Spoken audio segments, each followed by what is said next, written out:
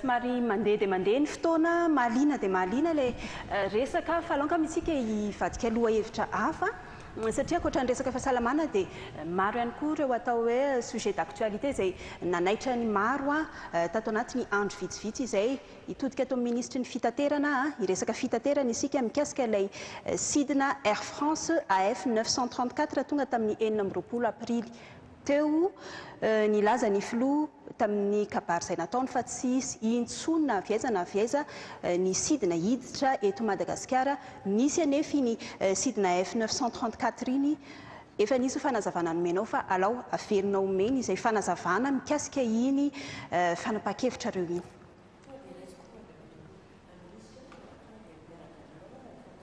Hoe tao anatin'iny sidina iny nisy olona mitondra ny Covid-19 efatra amin'ny telopolo tsy zava-doza ho antsika ve zavatra zany Andriamato ministra inona tonga an'le sidina tsy maintsy nampidirina manina raha tsy nampidirina intsony. Miarabanao Andriamato Filoha, miarabanareo Tamin'Ny Mpanao Gazety tsika namana ministra ary miaraba ihany koa ny mpanaraka an'izao fandaharana any amin'ny tokantrano ny tsirairay ihany misaotra aminay fanontaniana. Ny tsara marihana marina tokoa fa nandray fitenenana ny Andriamato Filoha ny teny hoe ajanona ny sidina avy any ivelany. Marina dia marina zany. Nefa noho ny fangatahany ny compagnie Air France ary indrindrandrindra ireo malagasy avy any ivelany noho ny antony mahafonja satria misy marary taraiky any mitsabo tena tany sy maintsy mody. Sy maintsy eritreretana koa zany ireny olona hitantsika hoe tsy manana enti-manana tsony tsabo tena nalehan'ny tany vita ny fitsaboana tena sy maintsy mody. Misy olona marary ny avany aty tsy misy mpikarakara satria rery le ray aman-dreniny dia ody aty izy hikarakara ny ray aman-dreniny zany hoe misy zany le antony mafonja zay nangatan'ny olona tany ary tsara fantatritsika talohany nangalana an'izay fepetra zay dia atsika efa namie zany araka ny teneniko ombieny sidina 5 satria tadidiova ny sistan'ny Madagasikara nge mbola midy reny fiaramanidina na compagnie reny sy maintsy mangataka autorisation isaky ny anao vol ary nangataka zany ny compagnie anankiray io Air France vol anankidimy namentsika azy anao an'le rapatriement dia tao anatin'ilay tapitapoka mako ny nanidintsika ny hoe tsisy tsony ny fiaramanidina avy any ivelany makaty dia noho ny efa mifampiresaka mijery ny mahazo ny malagasy ihany koa sy ireo tavela rehetra any dia tapa-kevitra hoe ao anatin'ny 5 dia ray ihany no amena alalana zay aloha dia tsara fantaritsika. Ary nefa kosa dia io sidina io dia nandraisana fepetra sy fandaminana manokana tsara fantatra zany. Inona ny fepetra nandraisana atao anatin'io voalohany aloha dia araka ny tenentsika hoe alohan'ny alany any dia sy maintsy mampiseho izy certificat hoe tena négatif zay ny voalohany. Ny faharoa rehefa tonga eto izy dia mbola sy maintsy manao test indray. Ny fahatelo mialo sy maintsy ny hipoka izy ao anatina toerana anankiray hotely anankiray zany fepetra tsy niraisina tao aloha fa niraisina tamin'io sidina manokana io dia ny fitaterana azy miala teo amin'ny seranam-piaramanidina tamin'isy tonga parapatonga tao amin'ny hotely io dia fiara manokana fa tsy hoe samy nandray ny tomobile nanentsika an'io fiara manokana zany hoe natao mihitsy zany ny traçabilité an'ireo mpandeha ireo mba arahantsika hoe tsy ivoaka izy ary arahantsika tsara ny mombamomba ny zareo. Zay zany io ny voalohany ny manokana nanaovana an'io tsika amin'ny teny zao voaraka tsara daholo ireo olona ireo avy eo nandeha le test satria nisy ny teny efa nisy mivoaka marina tokoa izany satria ny compagnie Air France manana an'ireo le inona moa tiantsika ireo amin'le première classe business class zay re mivoaka aloha zany ny test traitena aloha zany ny azy zay mako ma première classe azy dia noho ny valindreo négatif dia tonga dia navoakany. Nefa tatao aoriana ny apitso tonga dia hita hoe nisy positif atao anatin'ireo le passagero dia vao nisy le positif dia tonga dia natsola ny verina daholo aloha le nivoaka. Zay aloha voalohany andraikitra andraisantsika voalohany inona tonga andreo olona positif na voalohany indrindra nanao certificat osika izy misy mety amin'izany koa any ivelany any na faharoa après ny testnya parapatonga ny tatya no mivadika positif izy dia nandray ny andraikitra ny fitondram-panjakana ary zay natonga le hoe naverina dolo indray aloha ny test ary miandra mivaliny zany rehetrarehetra zany tsika ho jerena marina satria efa fangaroaro dolo reo olo reo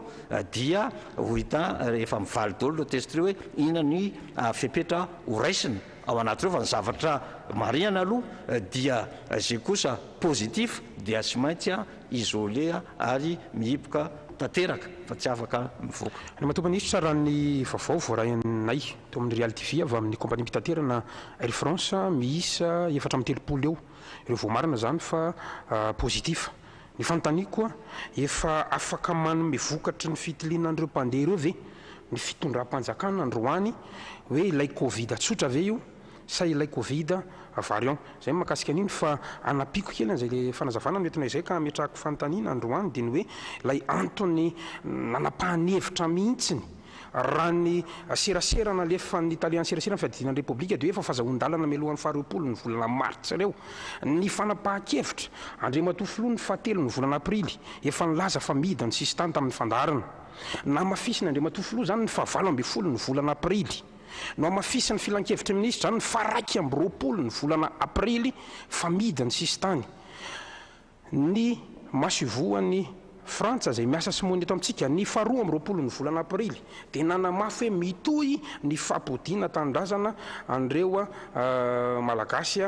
eto Madagasikara vokatry ny fifanarana eo amin'ilay Madagasikara sy la Frantsa. Ny fanontaniako zany androany mety amin'andriamatoa minisitra mety amin'andriamatoa filoham-pirenena ajaina dia ny hoe fa i Madagasikara ve androany mbola voazanaky ny Frantsay sa inona ny anto misy manao bizina avy eo anatin'io fanahoana no atao takalinaina le malagasy. Fanontaniana napetraky ny KMF Konoe dia ny hoe natakalo an'ireo vahoaka 20 reo ve ny vahoaka malagasy 5 tapisisa zay aoka tsy hivina amintsika fa ka importé ny idiran'ny coronavirus tamin'ny heritaona rehefa tonga teto Madagasikara. Nahoana isika midy ofisialy 20 ny volana martra 24 aty amin'ny volana martra 24 mbola misy covid variant sud-africain tonga eto manaiky ve anareo fitondram-panjakana fa fataran'ny fanapahan-kevitra avokoa izany rehetrarehetra zany mialatsiny fa dia natambatra avokoa le fanontaniana rehetrarehetra dia samy mba mandray zay afaka mamaly zany tsika mangasiraka toboka. Araka ny teneniko teo misy antony mafonja no azahoan'ny olona verina makate a Madagasikara. Isy le antony mafonja zay raha azonao ao anatin'izao araka efa nitanisaiky teo izy misy mananavana akaika maty io nge tsika malagasy misy ny fihavanana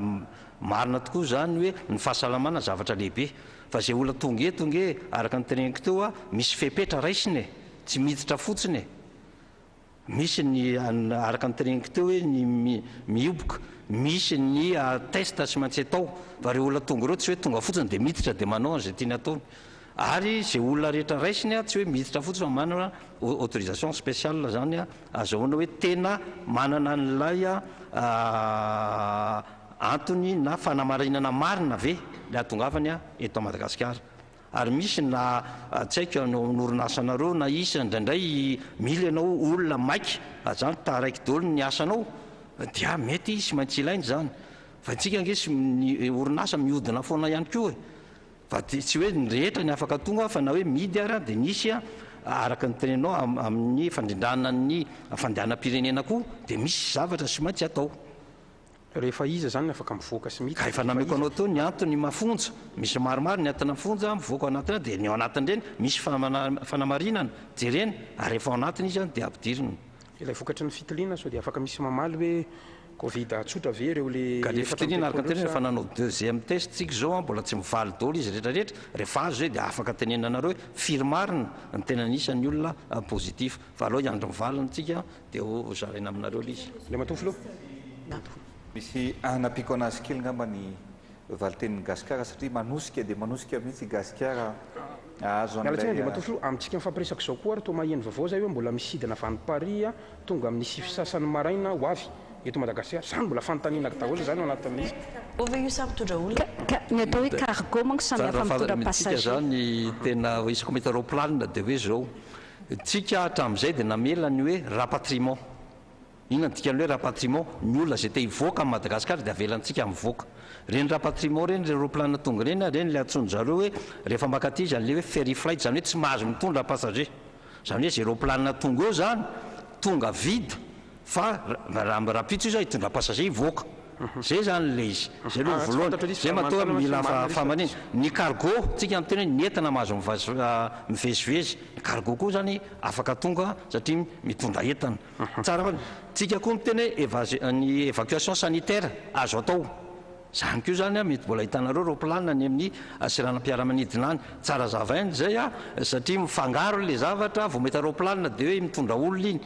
misy ionge misy fepetra napetraka ary tsika hatramin'izao miteny zao ny rapatriement mbola avelantsika atao tria zay hivoaka dia avelantsika mivoaka le matoa filoha tsy indrindra toko misy fantaniana maromaro napetraka gasikara tao ary mila valiteny mahintsy marina teneninao tao teneninareo mpanao gazety ary zoanareo mpanao gazety mihitsy no manontany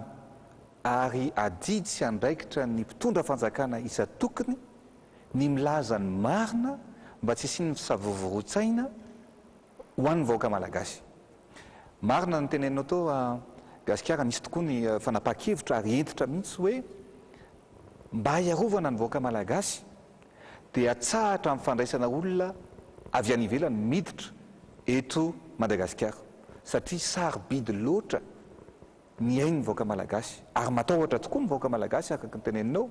miorikoditra raha mahita ny zavatra mitranga maneran-tany mikasika ny variant rehetra zay tsy ozy tany sekoeto tsony nisy tokoa ny fanapa-kevitra hoe tsy mandray olona tsony tsika avy any ivelany ny zavatra nisy rehefa vity ny fanapa-kevitra iny dia nangataka tamin'ny andriamatoa minisitra ny compagnie mpitaterana Air France hoe mba mangataka izay fa be dia be ny olona any ivelany tavelany tokony mody eto Madagasikara anisan'izany manan-katao izay mpandraraha nandenakany nanao vaksiny dia nangataka hoe ody tamin'io faran'io satria zay zany ny zavatra voalohany fa tsy manaky fotsiny nefa ny fitondram-panjakana za moa ny hevitro manokana dia hoe tsy misy tsony tokony hiditra eto ary rehefa zay ny fanarahantsika dia zay ny tokony ho atao na tamin'ny farany teo na amin'ny manaraka nangataka ny Air France hoe mba ameo sidina anankidimy zay farany ary na ny ohatran'izay ngamba nalatsaky zay monsieur le ministre ny mahafantatra azy dia namaly zay hoe efa nisy fanapa-kevitra ny tapahana hoe tsy misy olona tsony tokony hiditra nefa rehefa nijerevana ny hoe iza ny olona tokony hody dia nisy ny resaka nataon'ny andriamatoa minisitra hoe aloha ferana zato aloha ferana lisan'ny olona nefa rehefa hita ny olona dia eo zany misy hoe les cas impérieux inona les cas impérieux misy maromaro izy ireo ary tena mampalahelo mihitsy le olona satria tsika olombelona nofo sy raha ihany misy amin'ireo olona nanao dialyse fantatrareo tsara tany ivelany tany dia milaza ny dokotera tany ivelany hoe tsy misy hevitra intsony ny aminao ohatra ray io dia niteny olona hoe raha samy mifaty ihany dia aleoko maty any an-tanindrazana miaraka amin'ny fianakaviako toy zay ho faty aty an-tanin'olona cas impérieux zay cas impérieux faharoa vitsivitsy ihany no alaiko mantsy mba hahafantarantsika an'ilay izy misy dokotera ny papany efa mbavahoany ny mamany voany covid ihany koa izy zany nefa dia miteny hoe mitsabo ny olona hafa raha ataoko ka ny ray aman-dreniko ny ray ve ny tsotsaboko dia nangataka olona io hoe ody aty an-tanindrazana anisan'ny zavatra teneny misy ny olona natao opération tao a La Réunion dia nandeha avy ao La Réunion nakany Paris satria vita zany nanao opération momba ny vo na ny rein anisan'ny olona zay nody tao anatin'io seranam-piaramanidina io zany zavatra zany le hoe cas impérieux tsy maintsy tsy azo ny elana amin'ny maha-olombelona zany teto no mibaiko fa tsy amina hoe didim-panjakana matetika ianao rehefa misy didim-panjakana raisinao dia eo ihany le maha-olombelona hoe akanao fandraisana fanapa-kevitra hoe eny azy ka zay no fanapa-kevitra nyraisin'ny ministera mivory andro manalina ahoana ny atao nefa nazanona zany azy dia ny fanarahana tamin'ny compagnie Air France dia hoe ny olona rehetra kosa zay miditra ao anatin'io sidiny io dia tsy maintsy mitondra fanamarihana ny certificat avokoa fa négatif ny fantaniana mipetraka ankehitriny ary zavatra tenenareo dia hoe fa ahoana ary misy positif mariny zay satria misy ny positif ny antony dia na zany le olona tonga teto atoerany vo positif fa faharoa na ireo olona reo dia nisy mitondra certificat osoka ary miasa amin'izany ny fitondrana zao ary mijery ny fepetra raisina amin'izany satria efa miantso tsirairay avy an'ireo orinasa rehetrarehetra laboratoire rehetrarehetra zay nanome an'izany certificat izany ny zavatra fanapa-kevitra ny raisina dia satria efa mifangaro le olona dia ny fanapa-kevitra ny raisina dia hoe andao indray ary olona rehetrarehetra reo atao testa fandroany daholo dia rehefa vita ny testa fandroany dia hita eo zany hoe inona ny valiny firmarina ny olona zay tratra positif atao anatin'ity sidina ity zay ngambany amin'ny akapobeany sy ambangovankony ao anatin'io gasikara nareo mpanao gazety ihany koa izo rabarjona mio dia misy olona marary tsy salama 7 taona zay mbola confiné ankehitriny ao amin'ny hôtely eo fa za moa dia nanapa-kevitra ny tena ministra hoe reo olona tena mba manana kosa nylay hoe misy olona ray ary tena nampalahelo ny zavatra antragno zay le maha olombelona nylazaiko atsika eto misy olona anankiray zao bevoaka dia teraka prématuré tsy tonga volana tsy maintsy navoaka dia nalefa niteraka ankehitriny zany zavatra rehetrarehetra zany zany amin'le maha olombelona fa zao kosa manomboka eto zany tsika dia aleo tsy hitaraina ntsony satria zay ne mahazo fitarainana betsaka maty ny avanay ohatran'ireo karo fa rehefa tsy misy dia tsy misy olona avy any ivelany intsony tokony ho tonga sy miditra eto Madagasikara zay zany manomboka zao ary tsy misy tsony indrafo so dia ame atsiny indray zany ny fitondram-panjakana rehefa aveo hoe ka ny avanay zao zany zavatra rehetrarehetra zany rehefa mandray fanapa-kevitra tsika dia taterahana araka ny tokony ho izy ny fanapa-kevitra zay tokony napetraka sy ny raisina zay ngambany amin'ny akapobe ny gasikara mikasika an'ireo olona reo farany moa ny teneninao teo fa mbola tsisy valiny le hoe inona le variant tonga tena mendrika inona moa sy teo valiny tokoa ankehitriny tsika dia ny olana zany eto Madagasikara mbola tsy manana n'ilay appareil fanaovana séquençage zay afaka mijery hoe inona le variant ary namety remarque amin'ny andriamatoa ministra hoe tsy maintsy ao anatin'ny ray volana dia mametraka an'io appareil fanaovana séquenceur io zany tsika eo anivon'ny laboratoire L2M rehefa manana an'io tsika dia manaraka amin'ny fenitra tanteraka ary ahafantarana mijery ny variant rehetra zay misy eto Madagasikara fa ny zavatra amaranako anazy dia ny olona zay positif rehetra tamin'io vol kosa dia tsy maintsy atokamonina tsy mifandray amina iza ary tsy hivoaka ny toerana misy azy na ny hôpitaly zay ametrahana anazy raha tsy sitrana tanteraka zay ngambany zany hoe mba hanala ny ahihany voaka malagasy dia tsy ho avela mihitsy hivoaka zany reo olona zay positif tao anatin'io sidina zay tonga faran'io efa lavaliny monsieur le ministre teo ihany moa hoe aleotsika tsy anaiky ihany koa misy ny mandefa vaovao tsy marina hoe isy vol avy any Inde miala avy any Asie makao Inde makao La Réunion tonga eto Madagasikara mampisavorovoro sain'ny olona zany ve de possible ny Inde nefa mikatrony dia na dia inona ve fitondram-panjakana dia anaiky an'izany zay zany no mahafinaritra na amin'izao dinidinika sy tafatafa miresaka aminareo mpanao gazety mety tsy mitovy hevitra amin'ny fitondram-panjakana zao tena mahafinaritra mihitsy satria mitondra ny feom-bahoaka nareo mitondra ny ahianareo ary zay dia mame toromarika mihitsy ministra rehetrarehetra anareo mpanao gazety manatona ministra antanio ny zavatra rehetrarehetra mba vaovao mitombony vaovao marina mba tsy isiany savorivory no atolotritsika any vahoaka malagasy azafady le mato filongo mba hanapiko azy fotsiny mba tsisy indray rehefa avy eo mako ny tsy fankazahoan-dresaka fantatritsika fa misy fananana ny raisam-pirenena ohatrany hoe ry barea sy ohatr'izany ho avy hanao baolina ty na ny mpanao volley eto andeha ho any ivelany reny zany dia anisan'ny exception na hoe mikatona tanteraka tsika dia avelantsika satria isy baolina kitra tonga eto tsika efa misengagé ao anatin'le élimination ny coupe d'Afrique amin'ny herintaona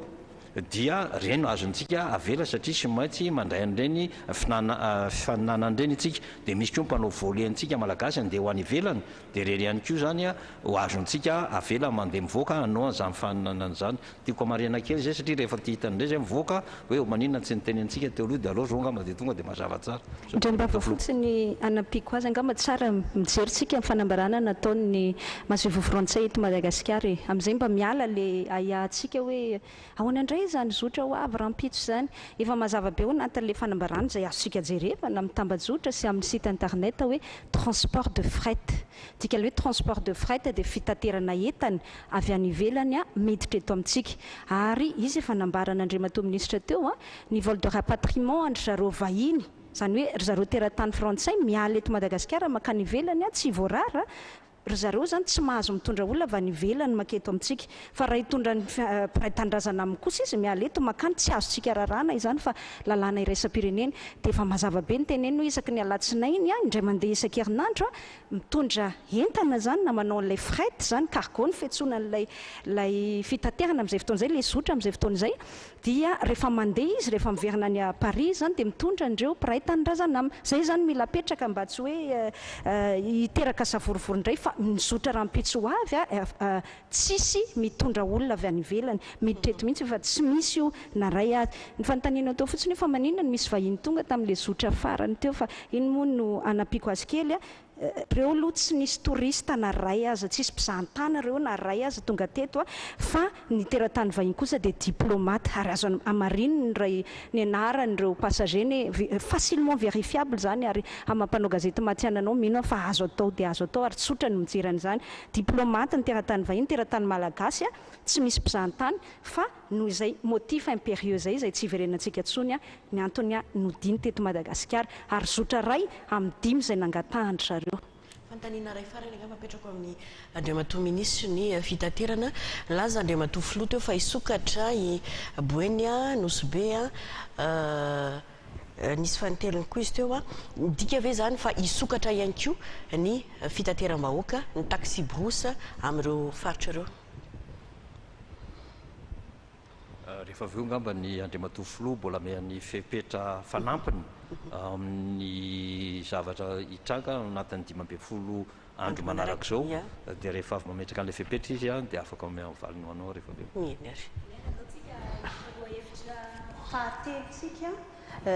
ny fiainam-bahoaka ny resaka varotra rahabato minisitra eto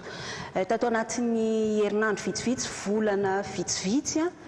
samy nahatsikaritra ny rehetra fa tsy mitsahany akatra na vidina vary na menaka zany hoe ireo entana izay ilaina amin'ny fiainana andavanandro teo alolo teo hita ireo mpiasa eo anivon'ny commerce mijery manara-maso izay vidin'entana izay nanakatona tsena mihitsy ary ianareo tadidinay amin'izao fotoana izao somary manginginina misy fepetra raisinareo mandray andraikitra ve nareo sa inona ny ataonareo anivon'ny ministera ny varotra amin'izao fotoana izao ramatofana kely ramato minisitra vao nividy vary mihitsy ny tenako tamin'ny maraina valonjato ny kapoaka amin'ny makaluka efa-jato sy roa arivo ny kilao amin'izao fotoana izao ny litatra ny menaka efa tafakatra hatrany amin'ny 7 arivo 9 arivo ihany koa le fepetra ho raisinareo mihitsy satria le izy ohatrany hoe ozy izy le mpivarotra hoe nidina kely io fa ohatrinny izy tamin'izay 50 sy 700 dia nidina kely 700 zany le midina zany ve ny midina amin'ny vahoaka malagasy ny mesura raisinareo niveau ministère ny varotra misaotra anareo mpanao gazety nametraka izay fanontaniana zay faly miarahaba n'andriamato filoha ny mpinamana amin'ny gouvernement ary koa ho antsika malagasy manaraka izao fandarana izao fiainam-bahoaka tokoa no tantanina satria ny vokatra hohanina sy tsy faina isan'andro no sahaninay ao ministera alohan'ny hidirantsika amin'izay vidin'izay angambany aloha dia tsara ny manamarika hoe niezaka natao nandritra ny taona lasa ka hatramin'izao dia voalohany indrindra aloha ny isiany vokatra eny amin'ny tsena mba tsy isiany fahatapahan'izay eny amin'ny tsena na izay moa ilay atsotsika amin'ny andro isiany amehana ara-pahasalamana ohatran'izao hoe ravitaillement continu du marché. Zay aloha anjara asanay voalohany indrindra zany zay mandrindra miaraka amin'ireo sehatra tsy miankina reo hoe ny tsena dia tsy tokony hisy fahatapahana amin'ny vokatra rehetra ilain'ny olona. Ao anatin'izay nefany dia hita tokoa araka izay voalazanareo teo izay hoe mbola misy ihany ireo mahasa manao an'izay fanararaotana maro samihafa izay ary tamin'ny volana febroary tsika dia efa niaraka nahita ny fivoriana goavana izay natao niaraka tamin'ireo mpisehatra maro samihafa namerana sy nametrahana n'izany fomba hitondrana ny fanjifana eto Madagasikara izany ary ny rahantsika niasa zany tamin'ny association des consommateurs zany na ireo mpiaro-ny zon'ny mpanjifa niaraka tamin'ny lehibe an-tsena ary niaraka ihany tamin'ny ministera ihany koa nanaovana n'le hoe hetsika vidin'entana hidinana eny amin'ny tsena isan'andro san'andro ary izay atao ministera tamin'izay dia niara-niasa mihitsy koa tamin'ireo lehibe an-tsena satria izy ireo ny isan'andro eny amin'ny tsena ary ny hetsika reny dia mbola mitohy hatramin'izao andro zao. Raha ny vidin'entana tokoa dia amin'izao fotoana izao sika ny eo amin'ny sehatra ny fanjifana ankapobeny ny hitondrako anazy raha ny vary dia manomboka miditra izao ny vary vokatra eto Madagasikara. Izay zany ny dikadikan'ny fanjifantsika eto Madagasikara hoe manomboka eo amin'ny faran'ny volana aprily ka hatramin'ny volana jolay dia vary vokatra eto an-toerana ny tena jifaintsika eto Madagasikara zany ary eo anatin'izay fotoana izay 570 isan-jaton'ny vokabary ao anatin'ny taona iray no miakatra eny amin'ny tsena. Amin'izao zany tsika dia mendrandra ny idiran'izay vary izay eny amin'ny tsena ary marina ny voalazanao teo fa ny makalokany anisan'ny vary atao hoe riz de luxe ho antsika malagasy tsy inona ny référence na consommation antsika na hoe any ny akantsika n'le hoe midina sy miakatra le vidiny iny anankiray iny efa nijerentsika hatramin'ny volana marsa ny olana avy any amin'ny faritra loatra mangoro moa efa hitantsika ihany koa ary efa tao anatin'ny fotoana nalan'iny reny vary reny fa ny horesantsika dia le vary izay efa hitantsika mitobaka eny amin'ny tsena izy amin'izao fotoana izao ary voaingana ary ianareo tao amin'ny TV Plus mihitsy nanao an'izay reportage izay hoe nidina 100 ny kapoakan'ny vary vokatra eny an-tsena ka tsara zany tsika mba mahafantatra n'izany toetoetra ny fanjifana eto Madagasikara zany hoe misy zany vary zany amin'izao fotoana izao les grandes récoltes moa ny antsonony ao ministeran'ny fambolena anazy ary izay eto amin'ny varotra no mandrindra izay horaisina ny fepetra nefa ao anatin'izany ao ireo mpijirika ao ireo mpitatitra ao ihany koa ireo mpanangom-bokatra ny antanatohatra ny fitsinjarana n'izany vokatra izany amin'ity taom-bokatra ity zany dia misy ny efa paikady ho apetraka ao anatin'izay mba hirindra anatin'ny sehatry ny ametrahana azy eny amin'ny tsena mba tsy isy ireo anangona hanao spéculation raha kanefa mahazatra olona mividy vary fotsiny nefa tsy varotra an'izay eny amin'ny tsena. Miaraka amin'ny ministèren'ny économie et finance efa vitanay eo ny registre an'ireo collecteur hojerena manokana zany ny momba ny andrindrana izay tsena izay fa ny fiaraha-mentantsika rehetrarehetra zany koa anisan'ny goavana ao anatin'izay raha tsy afaka ohatra anankiray fotsiny nandritrantsika napiditra n'izao confinement de week-end dia napetraka moa iny zany hitsinjovana antsika mpanjifa hatrano hoe ny tsena kely ny épicerie de quartier zany dia misokatra hatramin'iray ny asabotsy sy ny alahady. Ny zavatra hita tamin'ny premier confinement nanararoatra indray le tsena kely napiakatra kely 50 ary ny alatsinainy iny ihany zay dia efa nitety an'ireo tsena kely rehetrarehetra nazahoana fitarainana atao anatin'ny ministera zany tamin'ity confinement ity tsy nahazo an'izay fitarainana zay hitantsika eo moa amin'ny latsinainy zany dia raisina arak'izay foana le fepetra fa le fanabeazana antsika mihitsy zany hoe hiara entana amin'ny fomba fijery ary edivana amin'ity fanararaotana maro samihafa madinidinika hitany amin'ny tsena. Raha iresaka ny menaka isika araka ny voalazanao teo hoe nahitana fiakarana ny menaka ekena mihitsy fa nisy izay fiakarana izay.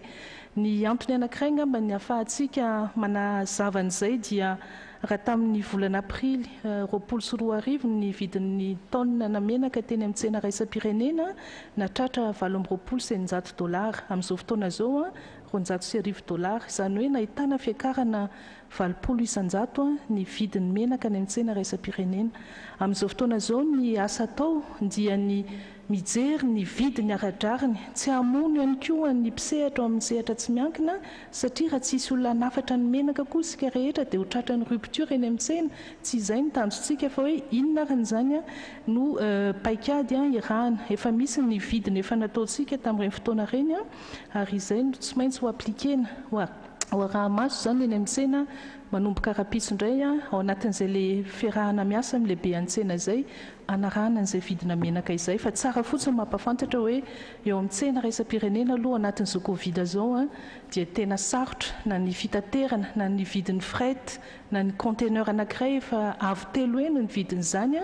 ary manahirana an'ireo mpandraharaha mihitsy amin'izao fotoana zao nefa tsika dia mbola miezaka ihany mitazona zany isan-karazany miopapana n'izay vidim-piainana izay nahita sy tazana ary zany any amin'ny firenena hafa mahatratra 30 isan-jato ny fiakaran'ny vidim-piainana. Eto amintsika raha ny antotanisany voaka tamin'ny voalohan'ny taona mbola vao maîtrisentsika eo amin'ny 20 isan-jato izay fehmpiainan'ny fiakarana izay. Ka izay no anaovana ny ezaka amin'izao fotoana izao, tsy maintsy miainga foana antsika izany hoe aiza moa izy ireo no miainga ireo vokatra ireo.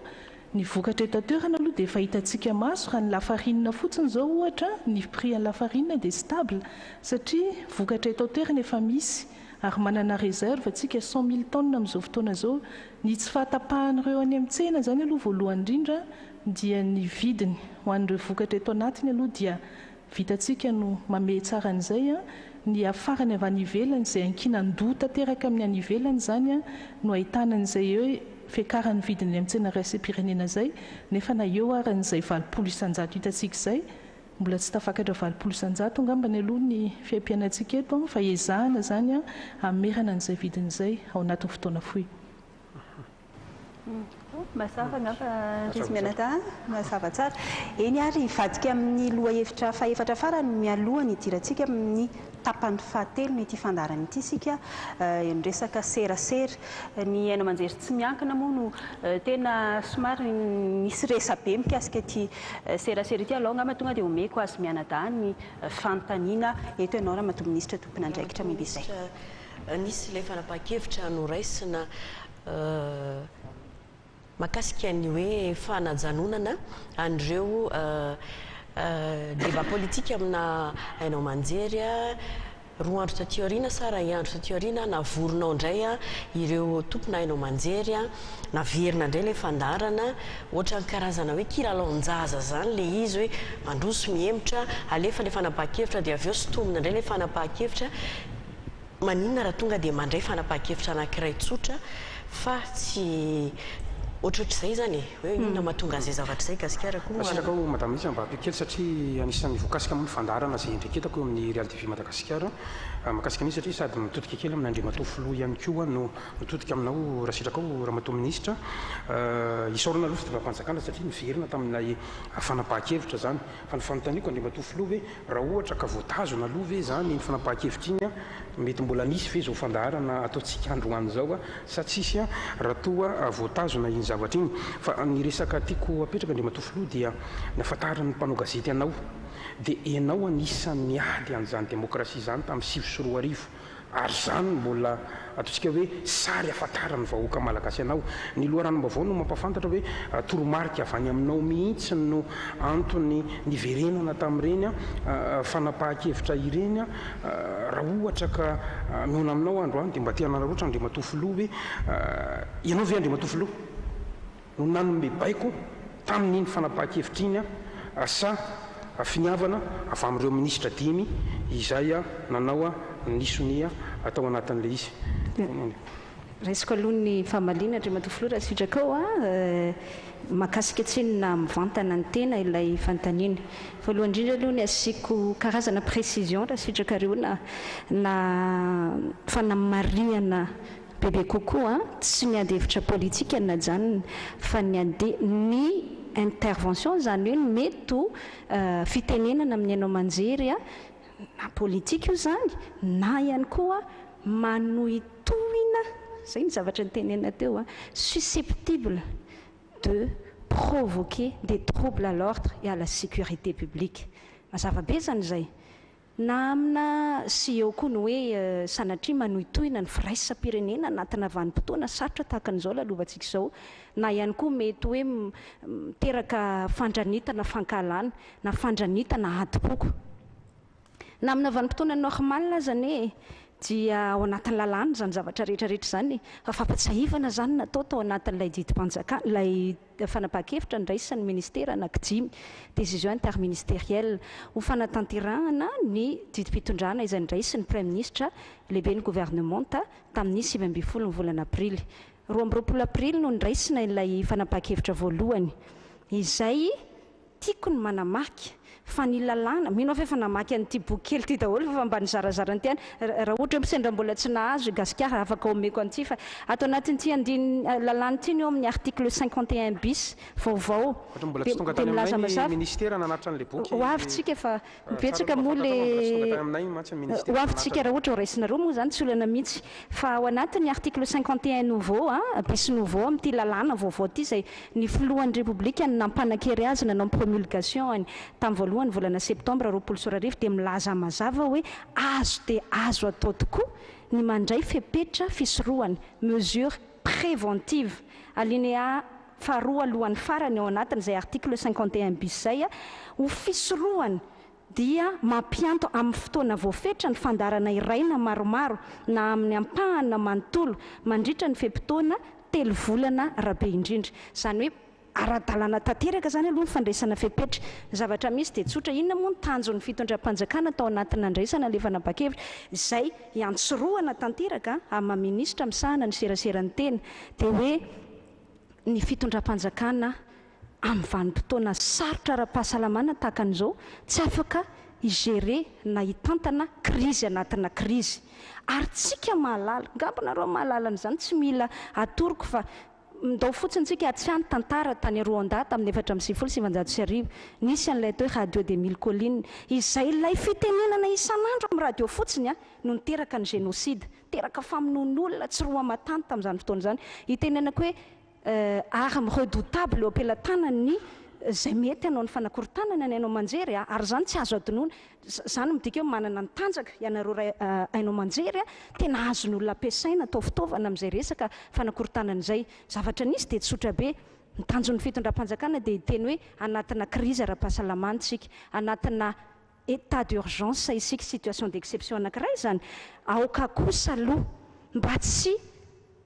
ny zavatra ho ataontsika hainao manjery no hiteraka an'izay krizy anatina krizy izay. Inona moa ny zavatra mitranga nge raha tsika rehetra mahita zavatra mitranga misy karazana hainao manjery izay mandrangitra amin'izay adi-poko, fiantsiana, fampiadiana ny samy malagasy, fampiadiana ny piraitan'ny razana ny avy any atsimo, ampiadiana amin'ny any Fianaratsoa, ampiadiana amin'ny any avaratra sy ny sisa, ny fandrangitana n'izay ataontsika hoe trouble à l'ordre public izay, mampidin'olona an-dalambe amin'ny andro anatina amehana ara-pahasalamana izay message voalohany ataon'ny fitondram-panjakana dia hoe aza mivorivory fa io ny tena mamora n'ilay fifondran'ny aretina, ry zareo miantso hoe midina an-dalambe dia manaovana izao dia izay le izy. Raha ohatra ndray fepetra fotsiny ny tena dia tsy maintsy mieritreritra hoe andao dans un cadre amin'ny fomba fijery préventif hoy isika le niteneniko teo, fisorohana raisina daholo ny fepetra. Ny tanjona hoy dia mahazo an'izay fomba fijery ny fitondram-panjakana izay daholo ny olona rehetra, tsy ilaina korotana amin'ny vanim-potoana misy ady lehibe mahafaty olona hamonjentsika hain'olona ny jatona ny arivony tahaka izao. Tafita izay afatra izay, rehefa tafita ny afatra, rehefa ny hainao manjery izay ny antefan'ilay fanapahan-kevitra voalohany no niteny hoe tsy izahay mihitsy kosa no hanao provocation tsy izahay mihitsy kosa no andeha hanao trouble à l'ordre public dia hoy ny fitondram-panjakana eny ary voaray izay teninareo izay, mino anareo izahay noho izany tsisy antony intsony. Gasikara nge naverina ny fandaranao, ianao kosa ngamba afaka miteny amiko fa tsy hanao trouble à l'ordre public zany tsy hanao provocation amina haine raciale na sanatria vava miteny ampiadiny samy malagasy ka nohitohina ny firaisam-pirenentsika. Zay ilay fanapahan-kevitra izay niraisina dia nanaovana ny fanapahan-kevitra faharoa tsy kilalaon-jaza mihitsy fa fanapahan-kevitra voahevitra hoe rehefa kosa olon-dehibe mifampiresaka zay ve dia ametraka doty amin'ny talian'ny Real TV raha miteny tali an'ny Real TV hoe zay tsy hanao fanoitoinana ny filaminam-bahoaka na ny TV Plus na ny Antsive na ny RTA sy ny sisa izay voakatsika tao anatin'ilay fanapahan-kevitra mino kosa fa azo inoteny ianareo raha miteny ary rehefa nanao an'izay resaka izay isika ary nifampiona isika tsy ianao moa fa nitalianareo rehefa nifampiona isika dia mazava be zay tenin'ny fanomezana izay dia hoy aho hoe andao anyteneniko tamin'ireo minisitra namana anakefatra zay hoe andao tsika ianao fanapahan-kevitra hafa mba hahafahantsika zany mametraka ny afatra amin'ny vahoaka malagasy tsy manan-keritreritra anotoina ny fahalalahany asa fanaovan-gazety mihitsy ny fitondram-panjakana ny rehetra tamin'iny sa le anakenina ihany raha matoa ny rehetra ve tamin'ny taratasy voalohany moa dia hoe sivy ny voakasika dia ohatrany hoe enina ny verina ka reo no nanasonian'ilay taratasy zay zany no nandraisana ny fanapahan-kevitra hoe nanasonian'ny taratasy zay anananay kosa zany za zao dia mino sur parole ny talianao rehefa miteny ny talianao hoe tsy zay kosa nandeha anotoina filaminam-bahoaka zay nandray an'izay teny zay taminay kosa zany aloha ny azo ny andraisana fanapahan-kevitra fa ny hafa za tsy miafaka miteny amin'ny anaran'ny zareo fa ry zareo tsy misy an'izay dingana nanantona ny fitondram-panjakana izay hatreto ary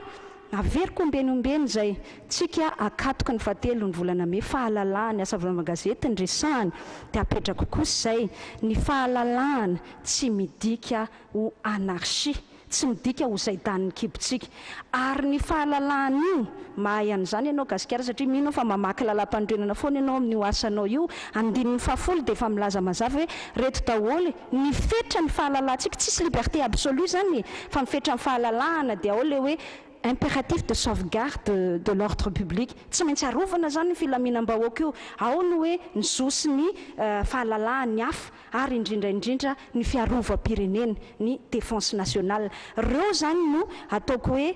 tsy maintsy fetrany dia efa milaza ty lalàna antsika vaovao ty efa milaza ihany koa ny lalàna tahaka ny code pénal sy ny sisa hoe misy fetrany daholo zay fahalalahana izay ary lalàna mifehy atsika fa tsy hoe zavatra ny foronina kory sanatria mety antany ianareo menada dia tonga dia valiko zay fanontaniana izay satria zay moa no atao hoe argument na fomba fijery zany nentin'ireo avy aty amin'ny fanoherana ny teny an'iny fanapahan-kevitra iny dia hoe jatona ny zavatra zay nataonareo zay ngamba natonga anao nanontany filohan'ny repoblika hoe misy démocratie ve za kosa aloha afaka miantoka hoe filohan'ny repoblika démocrate ary raha ohatra ka minoa ianao fa raha ohatra tsy démocrate fitondram-panjakana njatona ny gasikara za miteny ianao kamba ianao ny tantaran'izany Jamal Khashoggi zany tany Arabie Saoudite mata mihitsy izy ny fara zany natao hoe jatona zany hoe vao miteny zavatra manohitra ny fitondram-panjakana tsy ary minoa fa raha régime hafa fa tsy régime andry Rajoelina mety efa sahirana ihany ianareo za miteny an'izany fa mbola miantoka an'ilay fahalalahana ny fitondram-panjakana amin'izao fotoana izao ary matoko nandany an'ity tena volonté politique goavany ty gasikara raha mamaky anito lalàna ito any ianao atao anatiny ty lalàna ity ne amin'ny andininy fahadimy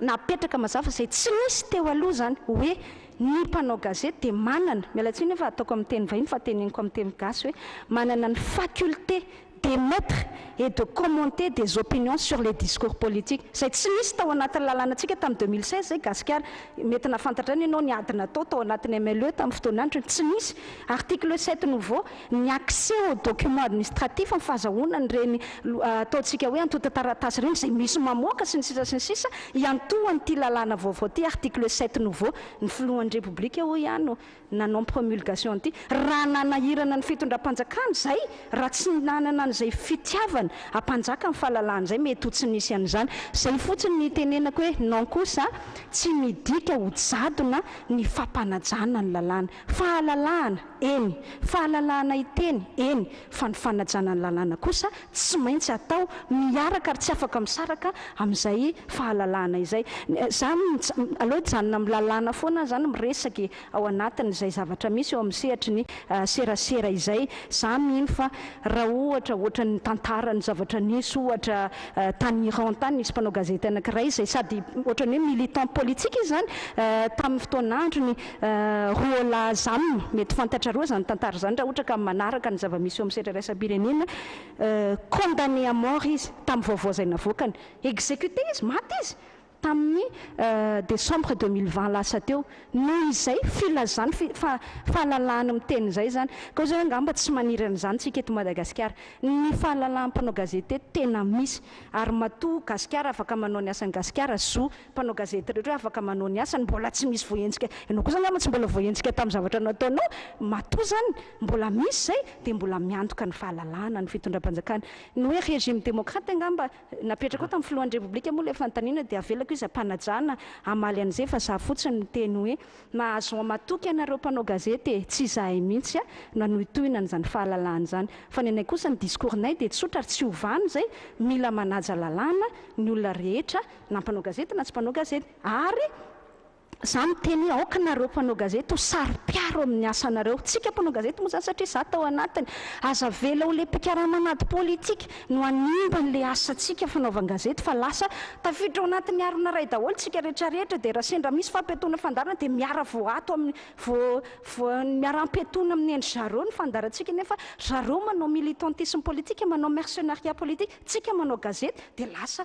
tafiditra ao anatin'ny arina anankiray ka mila sary-piaro amin'ny asantsika ihany koa isika mpanao gazety. Matofilo milohan'ny resanao amin'ny demokraty ve zao fitondrano zao mazaka ny sin'ny fanoherana ve nareo eto fantaniko teo moa zany hoe ianao ve no tompon-kevitra nanome baiko an'ireo minisitra 5 amoka ny fanapahan-kevitra iny sa tsy atopoka ataoko angamba ny gasikara efa feny dia feny ny valiteny noentin'ny minisitra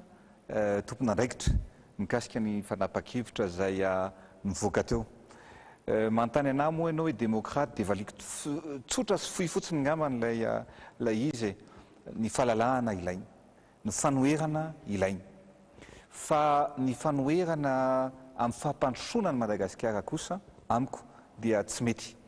ny filazana vaovao tsy marina ny fandranitana adiboko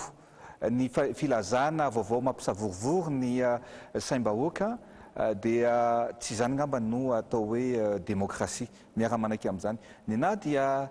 aleotsika mijery hoe inona ny fomba ataotsika matena izotra makany amin'ny démocratie marina isika ianareo mpanomba gazety araka ny teneniny teo tena zoanareo mihitsy ny manontany ary mahazo ny vaovao tokony apetraka ny tenako dia miady mbola miady ary mametraka ary mbola metraka ny fahalalahana eto amin'ny tany sy ny firenena fa araka ny teneniny madame ministre teo dia ny démocratie tsy midika mihitsy hoe anarchie hoe andehanao ny zavatra rehetrarehetra atao ny fitarihana ny olona ikomy tsy démocratie zany ary farany teo ngamba tsara fatatsika ny zavatra nitranga tany États-Unis anie jerevy tsara fa tsy nanaiky mivoaka mpifidianana i Donald Trump dia nitarika ny olona pomba anazy izy ikomy ary fantatra roa moa ny zavatra nitranga hoe inona ny zavatra nitranga tany amin'ny Capitole zany États-Unis d'Amérique zany no hoe firenena démocrate sy modely indrindra maneran-tany nefa inona ny zavatra nitranga nakatona daholo ny tambazotra sosialiny filohan'ny république mbola tsy nanao passation izy tamin'io nakatona ny Twitter nakatona ny Instagram nakatona ny Facebook nakatona ny réseaux sociaux rehetrarehetra filoha Donald Trump no nanao an'izany tsika eto mbola tsy tonga amin'izany fa ny ana fotsiny ny zavatra angatahako ny fanehoan-kevitra filazam-baovao dia tokony ataontsika ao anatin'ny fifanajana tanteraka satria misy rafim-panjakana eto rehefa ataontsika amin'ny fifanajana dia mizotra makany amin'ny tena démocratie tsika fantatrao ngamba ny amaranako azy misy mpanao gazety migadro noho ny fanehoan'ny hevitra ny fanehoan'ny vaovao zay napetrana za mihitsy satria no miteny hoe tomponantoka ve no za no niteny tamin'ny kabariko hoe reto mpanao gazety reto dia avoaka tsy misy atakanjo any amponja zay ngamba ny zavatra amaranako azy gasikara nao tamin'ny herintaona ohatra zao ianao andriamatoa filoha dia namoaka mpanao gazety satria raha pitsy moantsika zany ankalaza ny andro ny asa fanao gazety araka nambarandramatoa ministra teo dia namoaka mpanao gazety ianao ho amin'ity taonty ve ho an'ny rapitso zany mety azo atenaina ihany koa ve hoe ny mba hisiny zany a famoahana mpanao gazety zany satria afantatrao tsara ndre matoa filoha afantatrao tsara raha matoa minisitra fa misy mpanao gazety zay voatery miafina amin'izao fotoana izao ary antsoatarby no anaovan'ny fandaharana noho ny fanoekeviny anatina fandaharana aina manjery tsy miankina anankiray akoatran'izay ihany koa dia misy mpanao gazety ihany koa zay miditra ponja amin'izao fotoana izao mety ho antony hafa saingy nijerena moa dia hoe mpanao gazety izy no any amponja ary marary mafy ihany koa amintsika mifampiresaka izao mety azo antenaina ve andriamatoa filoha fa anao an'izay ihany koa ianao ho amin'ny tito antika amoaka na amela an'ireo mpanao gazety ireo satria aoka ho fantatrao andriamatoa filoha fa raha nitatitra zay navoaka ny reporter sans frontière zay ministera moa malinomaly ihany koa mbola namela afatra ihany koa satria nahazo felaka tamaina kely ihany koa isika tamin'ity laharatsika ity fa ny taona 2024 andriamatoa filoha dia niembotra laharana efatra tsika satria laharana telo laharana fafito amin'ny dimapolo tsika raha ohatra ka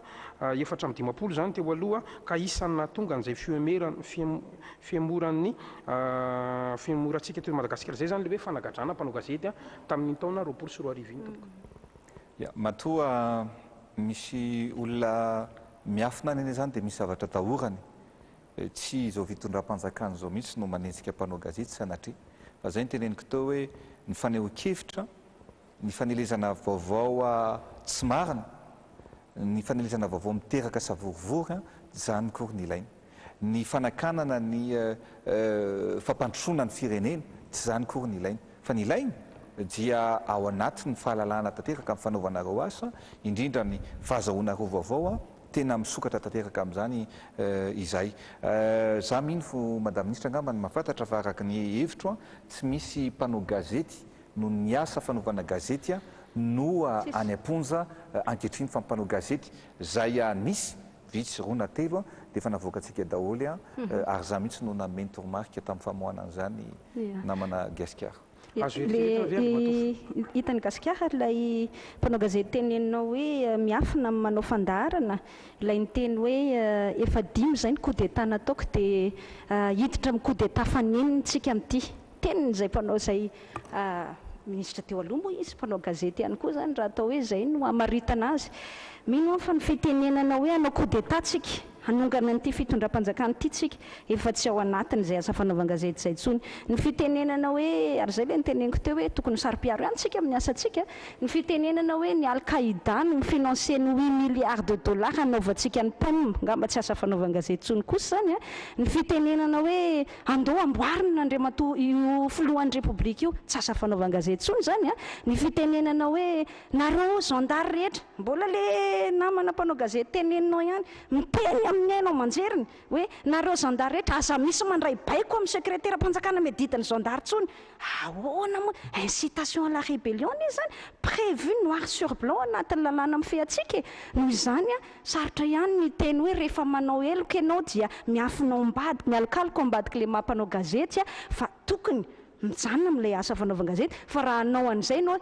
anao an'izay discours politique zay ianao zany hoe andao hanonga mpanjakana sy ny sisa dia assumenao zay dia mipetraka ma mpanao politika anao fa tsy hoe rehefa misy ny mahazo anao dia lasa ianao hiafinao ambadiky ilay mampanao gazety satria lasa manimba ny asantsika anie zany lasa ohatra ny tsika rehetrarehetra no vo tafiditra anatin'ny arona anankiray amin'ny hoe tsy ampy professionnalisme zany matoa manao an'izany trangan-javatra izany zay mba tiako asiana resaka kely dia indray mbava fotsiny gasikara le resaka le marary mafy le marary iny moa araka ny tenen'andriamatoa filoha teo hoe tsy misy mpanao gazety ny gadra noho ny délit de presse na hoe infraction dans le cadre ny asa fanaovan-gazety fa infraction de droit commun iny ary ngambany tsy za mihitsy no andeha sanatria-mbava miteny amin'ny filohan'ny repoblika nanitsakitsaka ny fahaleovan-tena ny fitsaranintsika ka hoe andeha hiteny eo anatrehan'ny fitsarana fa efa nisy ny fanapahan-kevitra mikasika an'izay ndremba mikasika le reporter sans frontière aloha any andraisan'ny mioran'ny fitenenana satria ny teneninao teo moa zay hoe felaka teamaina satria niena laharana fahatelotsika raha nahita ianao ny fanazavan'ny reporter sans frontière dia hoy izy hoe ny fisian'ny covid hoy izy dia ny influencé mialatsiny amin'ilay teny vahiny ny filaharana sy ny fiainany anasa fanaovan-gazety manerana n'izao tontolo izao zany hoe tsy tsika rehetra zany fa manerana n'izao tontolo izao dia tratran'izay hoe fisiany covid izay dia tsy maintsy nandray fanapakevitra restriction na liberté amin'ny endriny maro samihafa ny gouvernement rehetra manerana an'izao tontolo zao. Maurice grande démocratie raha ohatra ampitahina atao hoe zay tena manaja ny démocratie zay very laharana 10 vokatr'izay resaka izay satria tsy maintsy nandray ny fepetra ihany koa. Misy firenendehibe dia grande démocratie ny ena laharana 2 telo ohatra na laharana ray ihany koa ohatrantsika zany. Fa ny fantatro ny nahatonga ny fanapakevitra Reporters sans frontières io tamin'ny taona lasa dia ilay hoe satria nanao réquisition tsika zay tsika moa araka ny lalàna manan-kery zay mbola tsy abrogé mbola tsy foana io lalàna io dia dikan'izay mbola mitoetra zany izy dia milaza ao amin'ny andininy fahavalo amby folo amin'ilay 9101 hoe isika nge ka service essentiel le tsika zany tsy afaka miala amin'izay ma service essentiel zay dia hoy ny lalàna hoe ny service essentiel rehefa ao anatina état d'urgence situation d'exception anankiray dia tratra ny réquisition d'office ary zay réquisition d'office zay ny hitako hoe nampimenimenina ny mpanao gazety nefa moa atao ministra satria fantatrao tsara fa mivavalo amby folo ny volana jolay taona raiky amby fantatrao fa 3 herinandro melohan'ny fitifirana fafolo volana aogositra ty avolonga mazany fotoana zany tsy mifanaraka ihany koa amin'ny lalam-panorenana ny repoblika faefatra zany raha ny fanazavana zay nambaran'ny firaisamonim-pirenena fantatrao tsara ny arevenga mban'ny radio tsy miankina tamin'izany raiky amby sivifolo zany androany ianao efa oronjatony hainao manjery tsy miankina no gejainao anatina lalàna zay lany daty sy tsy mifandraika amin'ny lalam-panorenana izany rehetrarehetra zany no mahatonga n'ilay tsikera avy any amin'ny firaisamonim-pirenena raha mato ministra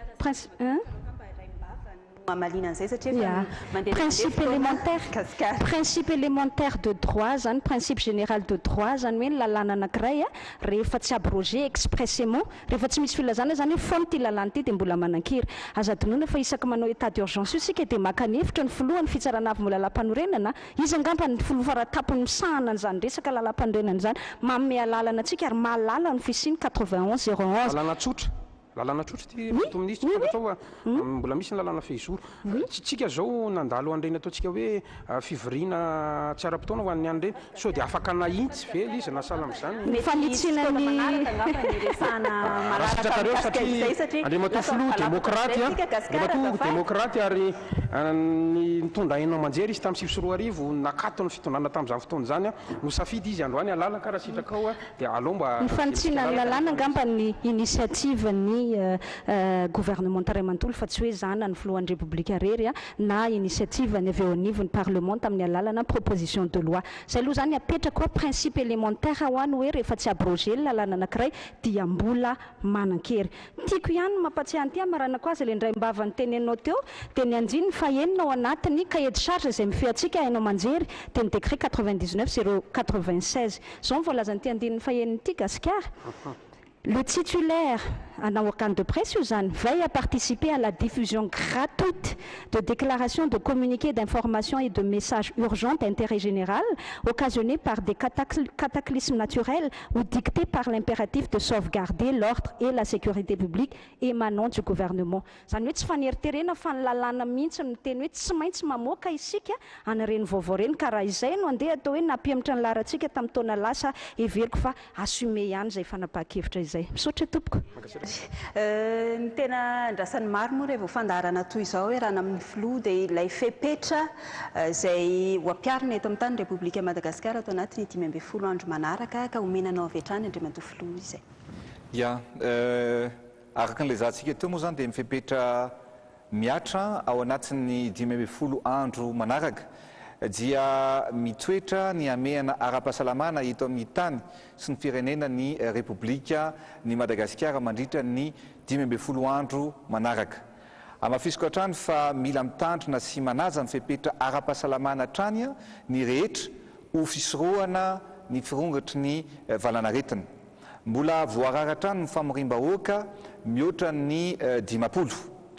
Mikasika ny faritra mikatona sy hosokafana kosa dia mbola mikatona ny faritra Nalamanga,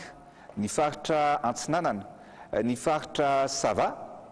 ary ny faritra vaovao akatona kosa dia noho ny firongatry ny valanaretina dia akatona tanteraka ny faritra Vakinakaratra, ny faritra Matsiatra Ambony ary ny faritra Anosy manomboka ny Alarobia fa 5 ny volana May ho avy izao. ho an'ny faritra Analamanga manokana kosa noho ny amin'ny hoe épicentre na isin'ny firongatry ny valanaretina manokana dia mbola mitohy ny confinement total isaky ny asabotsy sy ny alahady. No ny ezaka manokana nataon'ireo faritra hafa kosa dia misokatra manomboka amin'ny alatsinainy fahatelo ny volana May ho avy zao ny faritra Boeny sy Inosibe. Marihana fa na dia efa miena azy ny tranga vaovao dia tanina trano ny mponina rehetra mba hanaja ireo fepetra ara-pahasalamana. Makasika ny fitaterana,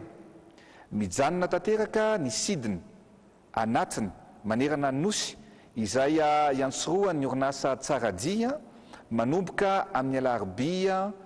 fa 5 ny volana aprily ho avy izao. Zany moa ny antony dia araka ny lazaiko teo dia hoe ny fisian'ireo sidina nakany amin'ny faritra na amin'ny fisian'ireo olona zay nakany amin'ny faritra avy eto Antananarivo no nampirongatra ny valanaretina tamin'ireo toerana hafa zay mbola tsy nahitana ny valanaretina. Noho izany dia mijanona tanteraka zany ny sidina amin'ny fiaramanidina zay atao manerana ny nosy iatsoroan'ny orinasa tsaradia.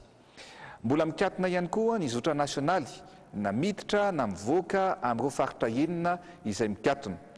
Ny fitateran'entana sy mivokatra kosa dia azo atao hatrany ary tsy tokony hisy mihitsy ny sakatsakana atao amin'izany fitaterana ny vokatra rehetra zany. Tokony fampitsinjo isika amin'izao fotoatsaritra lalovan'ny firenena izao. Noho izany dia hitako sy tsapako fa misy ny manararoatra amin'ny lafiny rehetra. Fa indrindra moa zany dia tsy tokony hisy mihitsy ny fandrodanana na fandroanana olona amin'ny tranony mandritra an'izao ameana ara-pahasalamana izao. Mikasika ny fisokafan'ny CTC sy ny hôtel hôpital amin'ity herinandro ity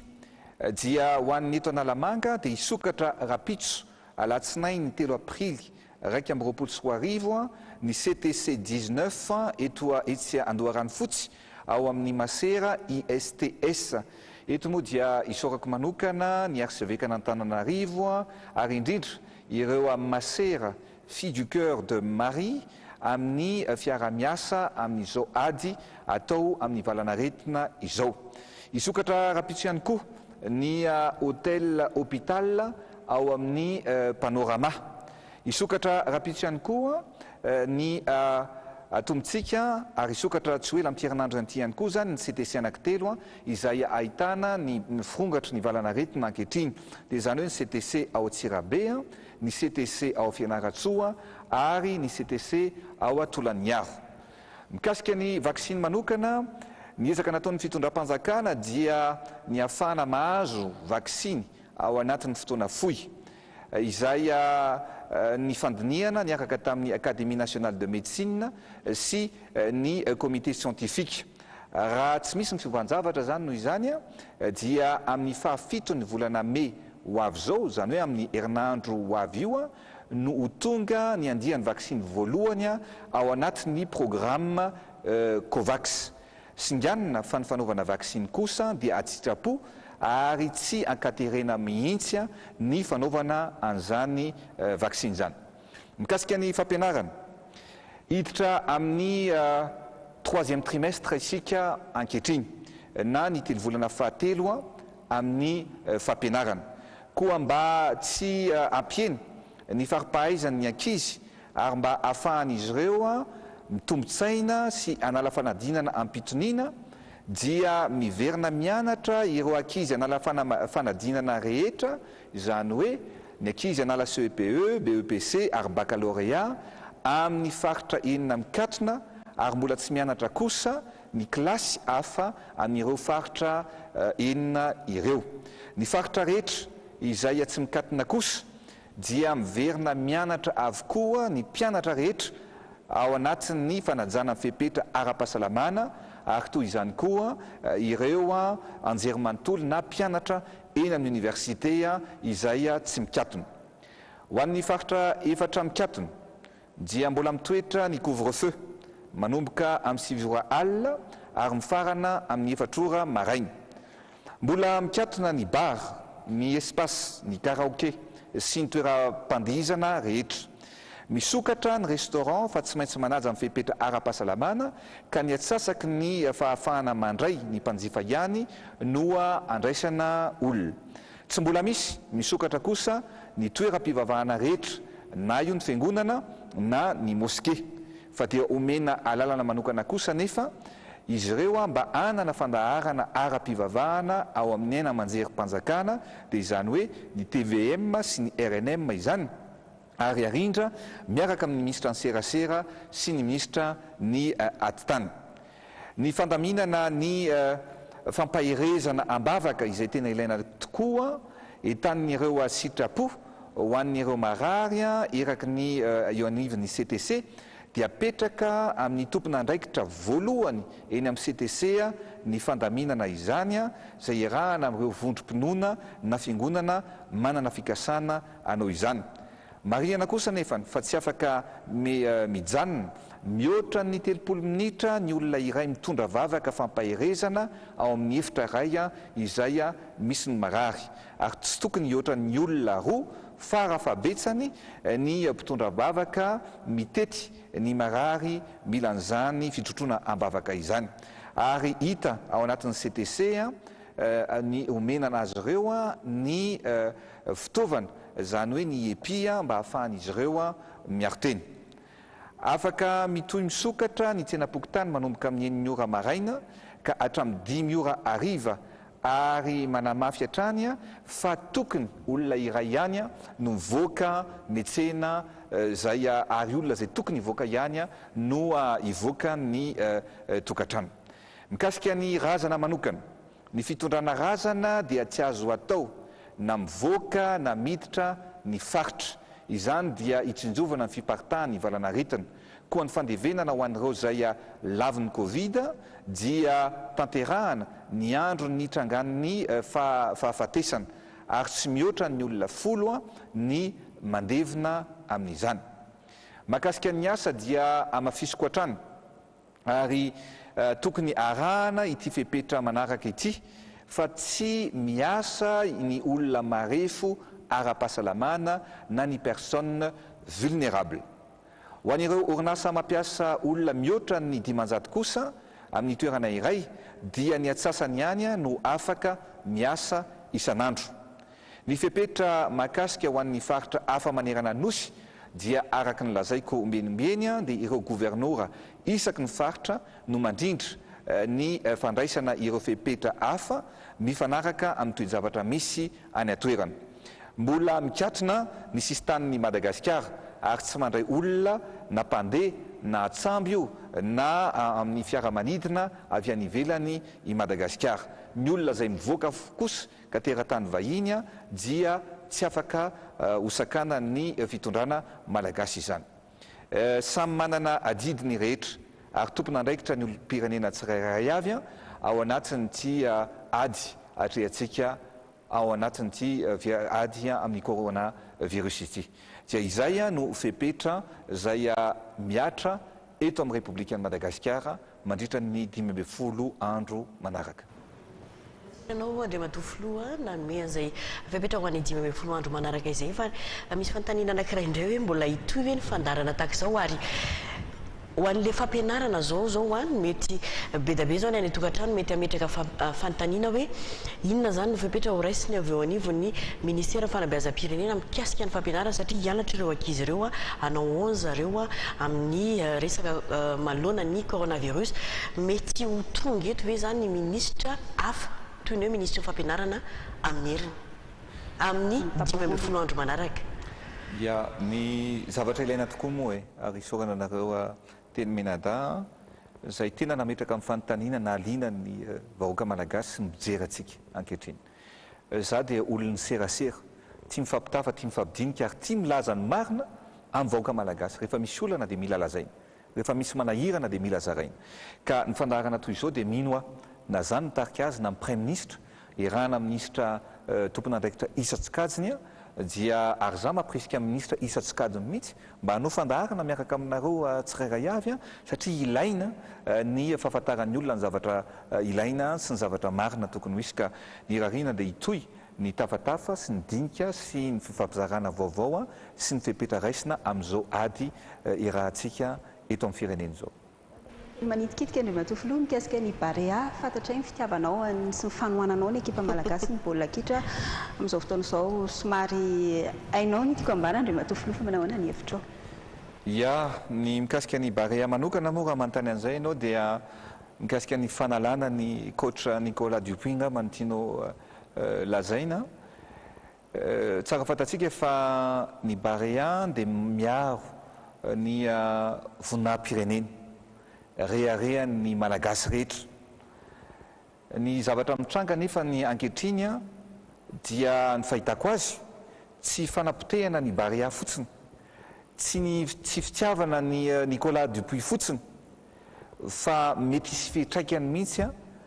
amin'ny fomba fijery ny olona piti baolina kitra zao tontolo zao any Madagasikara. Ary ny fitondram-panjakana moa marina fa maleo tena ny fédération ny baolina kitra, nefany rehefa misy fanapa-kevitra lehibe toy izao dia tokony mba misy ihany fifampidiniana izay tsy nisy teo amin'ny mpitatana ny fédération, satria ny fitondram-panjakana ny tenako manokana dia anisany tena miray fo ary manampy an'izany Barea zany. Ny zavatra tiako lazaina angambany dia tsy ho avelantsika rery ny Barea. Raha mbola misy ny afaka nampiana ny ekipa nasionaly any ity ekipa nasionaly izay reharehantsika ary nampisongadina atsika, nampamiratra atsika tao anatiny izay renkanina natao reny. Ary ny herintsika dia mba hitohy hatrany izay ezak'izay fa mila miray fotsika, mila miray ina, ary aleo tsy fitovi-kevitra mety ara-politika, ny tsy fitovi-kevitra ara-pitantanana mba tsy tokony hisy kosa ny fitraikany eo amin'ny voninahim-pirenena. Ka itsika zao hiatrika ny fifanitsanana amin'ny fandraisana anjara amin'ny coupe du monde izay atao amin'ny voalohany eo amin'ny fahaefatra ka hatramin'ny valon'ny volana jona ho avy zao atao Mamasina, dia mino fa mila miara-mandrositsika, miara-mirona, anohana sy anampy an'izany ekipa nasionaly dia ny Barea any Madagasikara zany. Satria fanontaniana farany moa izy miravavy dia mba mitraka farany ihany koa, kanefa milohan'izay aloha dia makasitraka nyreto minisitra efatra menada nasa niatrika. Ampiasaiko ilay voambolana hoe nasa satria iverina fa didy ny mpitondra toanareo zany ary mba handrisika ny namanareo ihany koa ka dia araka nambaran'ny Filoha teo zany dia mba manantena mba ho avy any amin'ny fahitalavitra tsy miankina any nareo fa tsy anina fotsiny ao amin'ny hainao manjery mpanjakanao. Andriamatoa Filoha ny Repoblika ny Madagasikara tsy fantatro aloha ao aorianan'izao na mbola voantso eto na tsy voantso tsony tsy fantatro nareo ny safidy fa raha rotoka kely aloha ny fahitananao zany Andriamatoa Filoha raha izao tranga misy ny amin'ny fitamtanana ny firenena zao, satria ianao no larana voalohany. Mino ve ianao Andriamatoa Filoha fa hotody hatramin'ny 3 izany fitondrana andro Rajoelina zany, ary raha miteny moa ianao hoe eny mbola hirotsaka ihany koa ve ianao amin'ny fifidianana manaraka eo zany hoe 2023 raha izao fomba hitantanana ny fanjakana izao topoka? Ya, fanontaniana mafonja, lalina ary mila valy ny entitra zany fanontaniana apetraka ao zany Gasikara. Ny avoka malagasy no ny fidiny tenako mipetraka eto amin'ity toerana ity. Ny asa rehetrarehetra zay ataoko dia anasoavana sy anasoa iarovana ny vahoaka malagasy. Ao anatin'izany dia misy fifanarahana na contrat. Ny contrat tamin'ny vahoaka malagasy dia ny ampandrosoana ny Madagasikara, ary ny fepitaona ny meny vahoaka malagasy hitantanana ny firenena dia 5 taona. Raha ataontsika ny kajikajy dia 2 taona sy 4 bolana zao ny tantanako ny firenena, zany hoe mbola tsy misasaka ny lalana zany.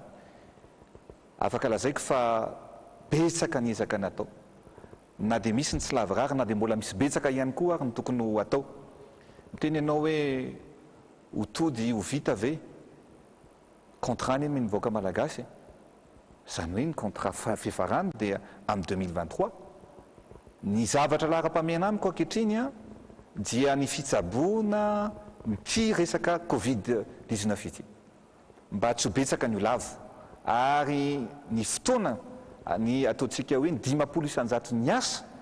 dia mifatika ao anatiny zany ady amin'ny coronavirus izany. Tiako lazaina dia zao nga manorano teneninao hoe zao ianao dia efa manontany sady aingana be gasikara za mba aingana ihany fa ianao aingana be efa manontany sady ianao ny toy eny amin'ny 2023 miasa ho an'ny vahoaka malagasy aloha za zao misy fotoana ny zava-drehetra ary rehefa tonga ny fotoana dia eo tsika ny mandinika eo tsika ny maka fanapa-kevitra fa raha zao aloha dia ny fanasoavana ny vahoaka malagasy no zavatra ho ataoko. Misy teny vahiny zay ary zegny ny amaranako anazy ny hoe ny homme d'état dia mijery ny hoavin'ny vahoaka malagasy fa ny homme politique dia mieritreritra ny fifidianana ary diso lalana zay mieritreritra ny fifidianana ankehitriny fa ho ana mpitatana mpitondra dia ny asa ho ny vahoaka malagasy ny asa ho an'ny vahoaka malagasy ny anao fododrafitrasa maro ary ny ampandrosana Madagasikara zay no atao-poko zay ny atao tsaiko ary zay mibaiko anay isan'andro isan'andro. Enera Andriamatoa Filoha maranantsika ity fandaharana ity 12 andro manaraka ao anatin'ny amin'ny anara-pahasalamana zany misy ireo faritra izay nakatona, misy ny mbola mikatona ary misy ny sokafana ny afatra ao an'ny vahoaka malagasy manerana ny nosy. Afatra fohy dia fohy ngamba no apetrako dia araka ny lazaiko toa ny tenako manokana sy ny fitondram-panjakana ray manontolo ny mpikambana ao anatin'ny gouvernement sy mipitatana isa-tokony dia manao ny ezaka rehetra mikarika ny vahaolana rehetra mba hoentina hitondrana vahaolana sy amehezana sy atrehana antsy valanaretina ity. Ady iraisana ity ady amin'ny fahavalo tsy hita maso ity. Rehefa resitsika ny valanaretina dia fandraisen'ny marary zay fa fandreseny ihany koa ny malagasy rehetra. Rehefa resy kosa i Madagasikara dia ny malagasy rehetra no miondrika. Tsika nefa tsy anakiresy fa hiady atrantsika ary toy ny zavatra nylazaiko hatramin'izay dia hoe toy ny ady rehetra ny ady amin'ity valanaretina ity dia tsy maintsy misy ny fiafarany ary ny adidinay mpitondra fanjakana dia ny manao ny ezaka rehetra hiarovana ny vahoaka malagasy. Rehefa resy ny valanaretina dia ny malagasy rehetra no mandresy ary Madagasikara ihany koa no mandresy. Tsy maintsy resitsika ity valanaretina ity, tsy maintsy manana finoantsika fa finoana koa tsy maintsy arahana asa ary hiasa mafy ary ny tenako manokana manomboka amin'ny herinandro ho avy io dia andeha hitetan'ireo faritra zay misy ny tranga betsaka indrindra mba anamarika ny firaisapo, anamarika ny firaisan-tsaina amin'ireo namantsika amin'ireo mpitatana isa-tokony an'ireo mpiasa ny fahasalamana zany hoe any Anatsirabe, ny any Fianaratsoa ary ny any Tolaniaro sady hitondra fitaovana. Ny zavatra lazaiko sy amaranako azy dia tsy irery ianareo vahoaka malagasy. Raha misy marary anareo dia marary amin'ny fitondram-panjakana ary tsy amela anareo irery izahay fa miara-miatrika itsika ary tsy maintsy miara-mandresy antsy valanaretina ity. Sitrakanao Andriamatoa Filoha mankasitraka ihany koa ireo mpikambana eo anivon'ny gouvernementa ny ministra ny fahasalamam-bahoaka ny professeur Rajoelina ny ministra ny fitaterana Rajoelina ny ministra ny varotra Ramatoa Lantsoa Rakotomanala ary ny ministra serasera sy ny kolotsaina Lalatina Rakotondrazafa Andriatongarivo. Mankasitraka ihany koa ny mpanao gazety Gasikara Fenosoa avy amin'ny Real TV sy Sora Barzona avy amin'ny TV Plus fa ny tena isaorana dia ianareo tany atokantrano tany tsy nisaraka tamin'ny televiziona malagasy ny radio Madagasikara ireo ainao manjery tsy miankina manerana ny nosy nampita mivantana ity fandaharana ny aingavy ety amin'ny ila-pampanjakana iavoloha ity. Mankasitraka ary tompoko lasy tompoko vavy.